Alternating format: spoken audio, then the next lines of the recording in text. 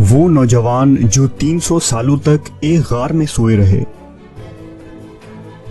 اس طویل نیند کے بعد وہ دوبارہ کیسے بیدار ہوئے؟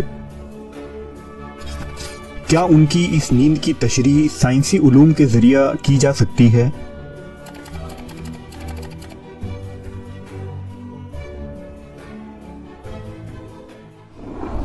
یہ واقعہ اس زمانے کا ہے جب عیسیٰ علیہ السلام کے بعد اہل انجیل بت پرستی میں مبتلا ہو چکے تھے۔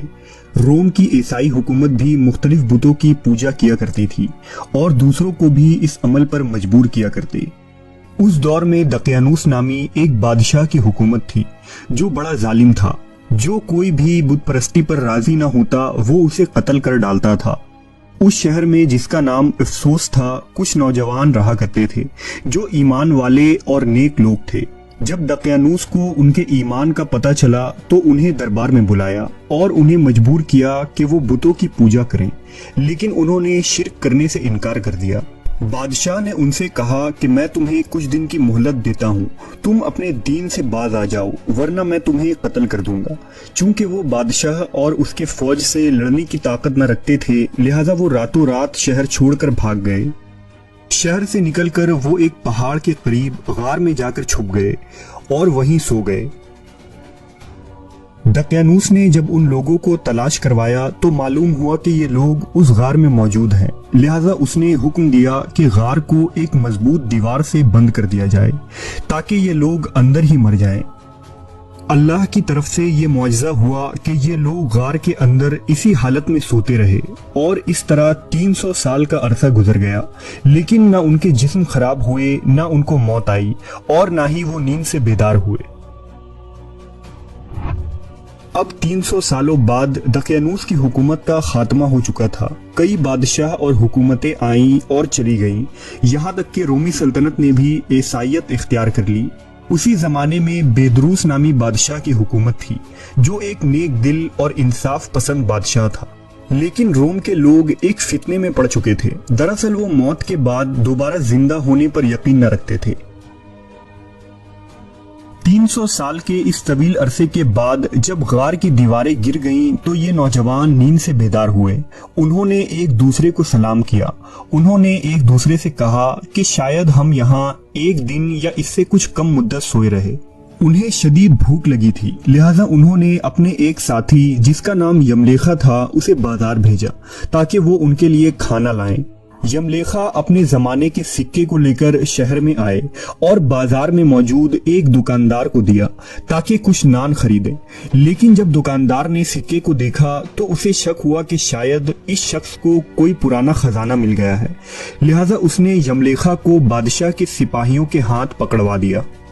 سپاہیوں نے جب یملیخا سے خزانے کے متعلق پوچھا تو انہوں نے بتایا کہ یہ میرا ہی سکہ ہے۔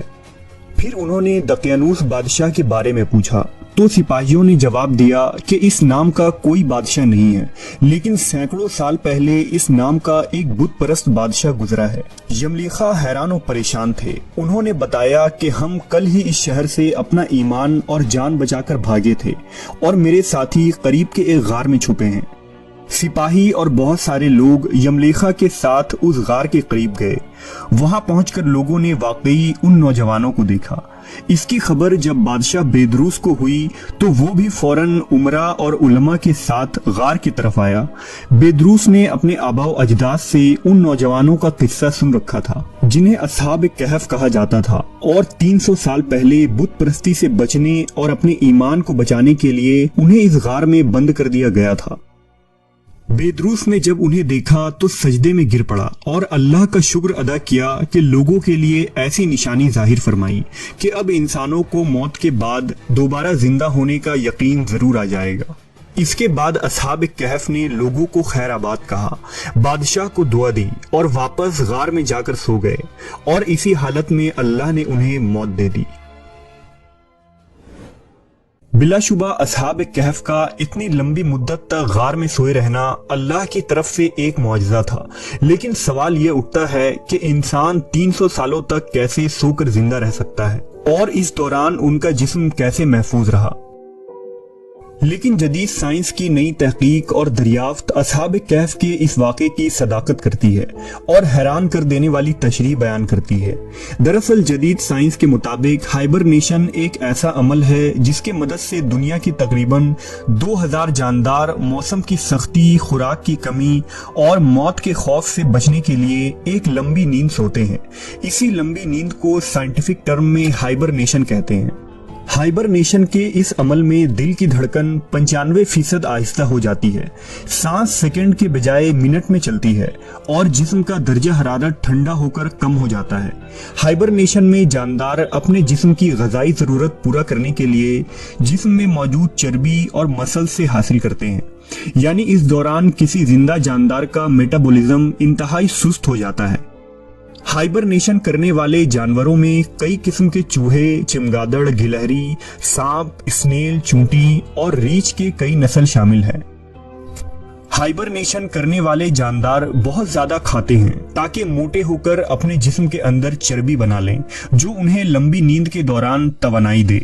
عام طور پر جاندار ہائبرنیشن کے اس عمل کو سردیوں کے موسم میں کرتے ہیں کیونکہ اس موسم میں غذا اور شکار کم ہو جاتی ہے۔ آج تک سب سے لمبا ہائبرنیشن کرنے والا جاندار ایک چمگادڑ ہے جو 344 دن یعنی تقریباً 1 سال تک بنا کھائے پیے سوئے رہا۔ ہائبرنیشن کرنے والے جانوروں پر کی گئی جانچ کے دوران دیکھا گیا کہ ان کے ڈی این اے کے ٹکڑے جو سیل کے کروموزوم کے کنارے پر پائے جاتے ہیں وہ سیل کی ہر تقسیم کے وقت کم ہوتے جاتے ہیں، لیکن اس عمل کے دوران ان کو نہایت ہی سست رفتاری کے ساتھ کم ہوتے دیکھا گیا ہے۔ یہ ساری باتوں کو آسان لفظوں میں کہیں تو ہائبرنیشن کے دوران جانوروں کی عمر تقریباً بڑھنا رک جاتی ہے۔ انسانی تہذیب کی اگلی صدی اسپیس ٹریول کی صدی ہونے والی ہے جس میں سائنس اس چیز کو ممکن بنانے کی کوشش کرے گی کہ ہم انسان پہلے چاند، پھر مارس اور پھر سولر سسٹم کے دوسرے پلانٹس پر انسانی آبادی بسائیں، لیکن ان سیاروں تک پہنچنے کے لیے انسان کو مہینوں بلکہ سالوں کا وقت لگ جائے گا۔ لہٰذا اتنے لمبے سفر کو ممکن بنانے کے لیے ہائبرنیشن کے اس طریقے کا استعمال ہی سب سے موزوں ہے، جس میں انسانوں کو ان اسپیس شپس کے اندر اس لمبے سفر کے دوران کئی سالوں تک بے حد کم غذا دے کر ایک طرح کے ڈیپ فریج میں رکھا جا سکتا ہے، اور پھر دوسرے سیاروں پر پہنچنے کے بعد انسان ہائبرنیشن کے اس پروسیس سے باہر نکلے گا۔ سائنٹسٹ کئی سالوں سے انسانوں کو ہائبرنیٹ کرنے کی کوشش کر رہے ہیں۔ ناسا اور ای ایس اے جیسے اسپیس ایجنسی ہائبرنیشن کے طریقوں کو ایجاد کرنے میں لگی ہے۔ اگر سورہ کہف کے ان آیات پر غور کریں جو اصحاب کہف کے اس طویل نیند کے متعلق بتاتی ہے تو ان کے مطابق ہم نے غار میں کئی سالوں تک ان کے کانوں پر نیند کا پردہ ڈالے رکھا، اور جب سورج نکلے تو تم دیکھو کہ وہ ان کے غار کے داہنے طرف سمٹ جائے اور جب غروب ہو تو بائیں طرف کترا جائے۔ یہ خدا کی نشانیوں میں سے ہے، اور ہم ان کو دائیں اور بائیں کروٹ بدلواتے تھے۔ اگر تم ان کو جھانک کر دیکھتے تو پیٹ پھیر کر بھاگ جاتے اور دہشت میں آ جاتے۔ ان آیات کے مطابق اللہ نے اصحاب کہف کے کانوں پر نیند کا پردہ ڈال دیا تھا جو ہمارے اندرونی کانوں کی طرف اشارہ کر رہی ہے۔ یہ کان کا وہ حصہ ہوتا ہے جو سوتے وقت انسان کو کسی آواز پر چونک کر دماغ کو سگنل بھیجتا ہے اور دماغ ہمیں جگا دیتی ہے، مگر اصحاب کہف کے معاملے میں اللہ نے اس حصے کو بند کر دیا تھا۔ ان آیات کے مطابق سورج کی روشنی غار کے اندر نہ پڑتی تھی اور وہ کترا کر نکل جاتی تھی۔ دراصل سورج کی روشنی انسانی جلد پر پڑنے سے ریڈیکل مالیکیول میں اضافہ کرتی ہے جس سے انسان کی عمر بڑھنے لگتی ہے، یعنی غار پورے 300 سالوں تک ٹھنڈی رہی اور سورج کی شعاعیں ان کے جسم پر نہ پڑا۔ سائنس کے مطابق اگر کوئی شخص لمبے عرصے تک کروٹ نہ بدلے تو خون کی سرکولیشن رکنے کی وجہ سے جسم پر زخم اور طرح طرح کی بیماریاں ہو سکتی ہے جسے پریشر السر کہتے ہیں، لیکن قرآن مجید کے مطابق اللہ کی قدرت سے اصحاب کہف کی کروٹ باقاعدہ بدلائی جاتی رہی، لہٰذا وہ اس بیماری سے محفوظ رہے۔ سائنس کے مطابق اگر آنکھیں زیادہ عرصے تک بند رہے تو آنکھوں کے نرو آپٹکس کو نقصان پہنچتا ہے اور انسان اندھا بھی ہو سکتا ہے، لہذا لمبے عرصے تک سونے کے لیے آنکھوں کا وقفے سے جھپکتے رہنا ضروری ہے تاکہ نظر ضائع ہونے سے بچا رہے۔ قرآن مجید کے مطابق तुम अगर उन्हें देखो तो समझो कि वो जाग रहे हैं, यानी आंखें झपक रही हैं, हालांकि वो सो रहे हैं। यानी अल्लाह की कुदरत से असहाब कहफ इस तवील नींद के दौरान आंखें झपकाते रहे और इस तरह उनकी आंखें अंधी होने से महफूज हो गई। जदीद साइंस के हाइबरनेशन पर आज ये वो तहकीक है जो असहाब कहफ के वाक़े पर पूरी उतरती नजर आती है। इन तमाम बातों से ये वाज़े हो जाता है कि ऐसी तवील नींद के बाद बेदारी और मौत के बाद की जिंदगी में किसी को भी कोई शुबा नहीं होनी चाहिए।